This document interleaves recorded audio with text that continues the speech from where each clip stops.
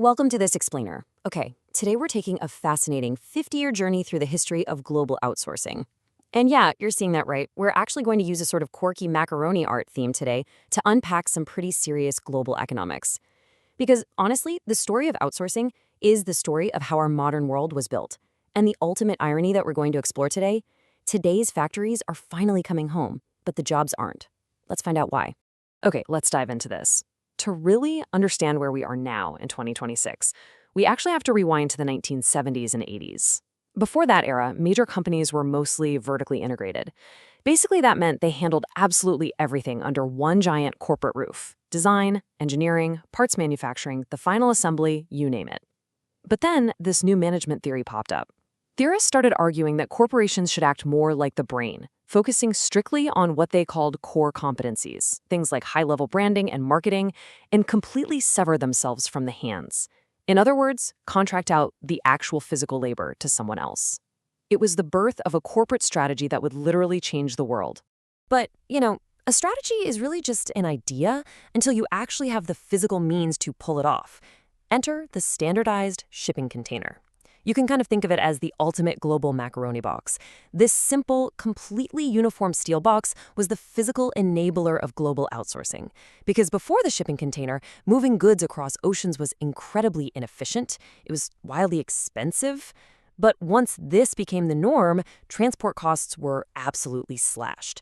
And when you combine that incredibly cheap shipping with the sudden rise of modern telecommunications, corporate headquarters could all of a sudden manage factories across oceans in real time. The physical barriers to outsourcing were just gone. Now, while early outsourcing saw components moving to places like Mexico or Taiwan, the game completely changed in 2001. That's the year China officially entered the World Trade Organization, or WTO. And China didn't just offer cheap labor. They offered multinational corporations this unbeatable, elite infrastructure package. We're talking hundreds of millions of disciplined laborers, practically non-existent environmental regulations, exceptionally low corporate taxes, and incredibly efficient state-subsidized supply chains. It was essentially an offer that global corporations simply could not refuse, and it led to a massive, dramatic pivot of global manufacturing directly to mainland China. And this brilliantly illustrates the massive economic paradox that followed. On one side of the scale, you have this immense consumer benefit. Outsourcing flooded stores with incredibly cheap electronics, clothes, appliances, which artificially boosted consumer purchasing power. I mean, we all got much cheaper TVs. But on the exact opposite side of that scale, you have the worker divide, because that exact same process eliminated the stable, high-wage union jobs that historically allowed working-class families to afford the basics, like housing and healthcare. It's a really profound structural trade-off that ended up entirely reshaping domestic economies. To put a hard number on the domestic consequence of that pivot, 3 million. Economists actually refer to this period as the China shock. Between 2001 and 2015, the United States lost over 3 million manufacturing jobs. Entire regions in the American Midwest, the area we know as the Rust Belt, were economically hollowed out. So where did those factories go? Well, they migrated across the Pacific to these massively expanding cities like Shenzhen and Guangzhou, which became world famous as Foxconn's iPhone City. The industrial center of gravity had officially shifted. Now, what's really interesting about this slide is how the script has completely flipped by 2026. China is just no longer the cheap default destination for global manufacturing. In fact, China has kind of become too wealthy for its own good, and now it's facing the exact same structural pressures the US faced decades ago. First off, rise in costs. Chinese manufacturing wages have skyrocketed over the past 20 years. Second is a massive demographic squeeze. Because of the long-term legacy of the one-child policy, China's working-age population is actively shrinking. There are simply fewer young people willing to work those grueling assembly line shifts. And third, geopolitical de-risking. Because of supply chain shocks and tensions between Washington and Beijing, global companies are actively pursuing what's called a China Plus One strategy, basically moving production nodes out of the country. Let's move to and see how this builds across the decades. We can map this out on what we'll call the global economic escalator. Back in the 80s and 90s, it was components going to Mexico and Taiwan.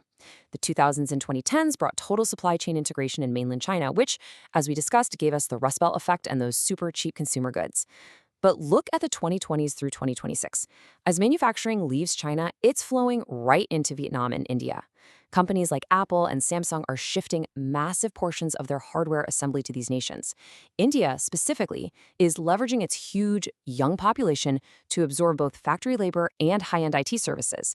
So it's this constant migration to the next available frontier. And that search for a new frontier brings us right back to North America with a strategy known as nearshoring. Instead of dealing with a massive ocean, the supply chain is now crossing a simple land border. To bypass those incredibly long ocean shipping times and the very real threat of geopolitical tariff wars, a lot of North American companies are moving production back to Mexico. It's been so effective as a strategy that in recent years, Mexico actually surpassed China as the single top exporter of goods to the United States. Pretty wild, right? But here is where we reach the true climax of our 50-year timeline. As companies tirelessly search for the next ultra-cheap labor pool, they are realizing something really profound. The ultimate cost saver isn't found in a different developing country anymore. It's the robotics equalizer. By 2026, advanced automation allows incredibly complex factories to run with just a tiny fraction of the human workforce. And here is the brutal economic reality. When an automated robotic arm costs the exact same amount of money to operate in Ohio as it does in Shanghai, the financial incentive to ship raw materials all the way across the Pacific Ocean completely vanishes. And we absolutely have to understand that this final frontier isn't just about blue-collar factory work. We are now experiencing the AI white-collar shock. Outsourcing the human element is no longer restricted to the assembly line. Really powerful generative AI tools are now directly threatening the very offshore industries that took over Western white-collar tasks, places like the massive customer service call centers in the Philippines or those big software testing hubs in India. The automation equalizer is coming for data entry and digital services just as fiercely as it came for precision manufacturing. So the crucial point is captured perfectly in this quote summarizing our source material. Outsourcing is an economic escalator. It lifts developing countries out of poverty by turning them into the world's workshop. But as their standard of living rises, they inevitably pass the burden of cheap labor down to the next nation until the human element is engineered out of the equation entirely. That is the 50-year history we've just tracked. It's a relentless search for efficiency that builds nations up, only to eventually bypass human labor altogether. Which leaves us with this final, truly provocative question to think about today. We know factories are technically reshoring right now. They're coming back to domestic soil, but they are returning practically empty of human workers. So if the human element is engineered out of the equation entirely across the globe, what happens to that economic escalator? How do the developing nations of tomorrow lift themselves out of poverty in a completely automated world? It's a complex, fascinating reality to chew on, and I really hope this explainer helped you see the incredible journey of how we got here. Thanks so much for exploring this with me.